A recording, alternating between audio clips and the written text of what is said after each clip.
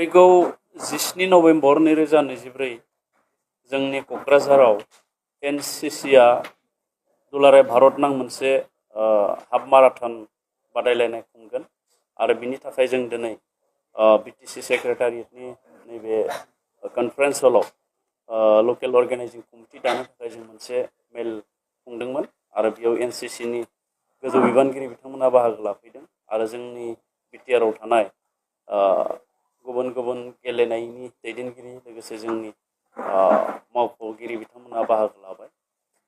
फैगोन 17 नभेम्बराव बे जानो गोनां हाफ माराथनाव भारत नांनिफ्राय गोबां माराथन खारगिरि बिथांमोना बाहागो लागोन आरो बेनि थाखाय जों दायो बे माराथन खारनायाव जायफ्रा बादायलायगोन बिथांमोना रेजिस्ट्रेशन खालामनांगोन आरो बेनि थाखाय जों रेजिस्ट्रेशन खालामनायनि अनलाइन रेजिस्ट्रेशन बेखौ जोङो जागायबाय आरो बे माराथनाव जोंनि बिटिआर ओनसोलनिफ्राय बांसिन गेलेगिरिखौ जोङो हास्थायदों।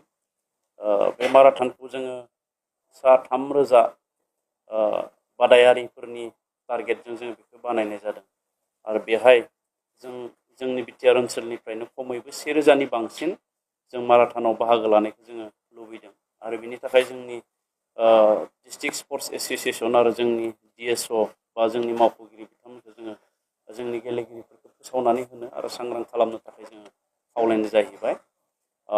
बे माराथनाव बाहागो लानो थाखाय 18 बोसोरनि बांसिन बैसोनि सुबुंफोरखौ जोङो खाबु होनाय जादों।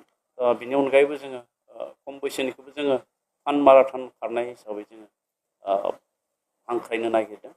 दा बेवहाय 21 किल'मिटार 10 किल'मिटार आरो 5 किल'मिटार बे मोनथाम केटेगरियाव जों बे माराथन खारनायनि राहा जों खालामनो होनाय जादों आरो बेवहाय हौवासा आरो हिन्जावसा मोननैबो आथोननि एबा हौवासा आरो हिन्जावसानि बे मोननैबोनि थाखायबो बा हौवासा आरो हिन्जावसानि थाखाय बे बादायलायनायखौ जोङो खुंनो थाखाय थि खालामनाय जादों आरो अल इन्डिया एबा दुलाराय भारत नांनिफ्राय बे बादायलायनायाव जिहेतु बाहागो लाफैगोन।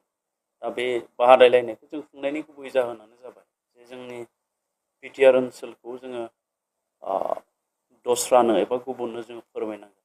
दा गुबुन रायजोनिफ्राय बेयाव खारनो थाखाय फैनाय लोगो लोगो एबा बादायनो थाखाय फैनाय लोगो लोगो जोंनि जायगानि माखासे बाथ्राफोरखौ मिथिलांगोन आरो बिथांमोना सानथाम सानब्रै थाफैगोन। बे समाव बिथांमोना जोंनि जि दावबायारि थावनिफोर दङ हमनानै ला रायमना हाग्रामा बा गोदानै फोसावजानाय सिकनाझार हाग्रामा बा जोंहा थाखानाय मानास हाग्रामा चक्रशिला बा बिदिनो धिरबिल बायदिसिना जोंनि दावबायारि थिलिफ्राव बिथांमोना दावबायगोन।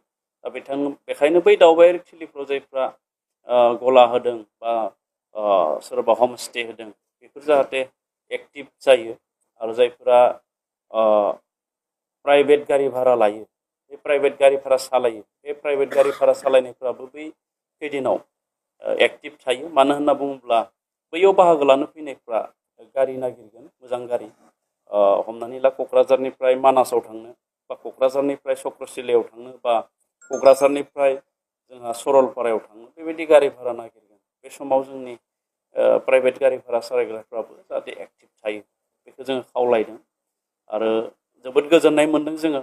मानो होननानै बुङोब्ला बिटिआरआव आवगायाव बेबायदि प्रग्रामफोरखौ जोङो मोजाङै खालामनो हायाखैमोन आरो दिनै जोंनि बिटिआरआव गोजोन फैनाय लोगो लोगो बिटिआरनि गाहाय खुंगिरि प्रमद बर'आ दैदेननायनि बिबानखौ लानाय लोगो लोगो जोंनि बिटिआरआव गोबां मोजां मोजां माने हादोरनाङारि आरो इन्टारनेसनेल लेभेलनि इभेन्टफ्रा जोंनियाव जानो हमदों।